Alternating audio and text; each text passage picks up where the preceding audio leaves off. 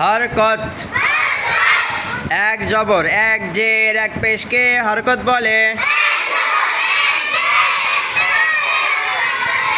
হরকতের উচ্চারণ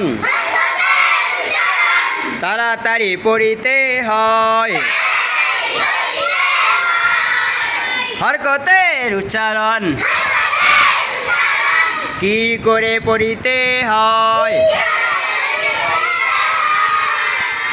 তাড়াতাড়ি পড়িতে হয়। আলিফে জবর জের পেশ জজম হইলে। আলিফে জবর জের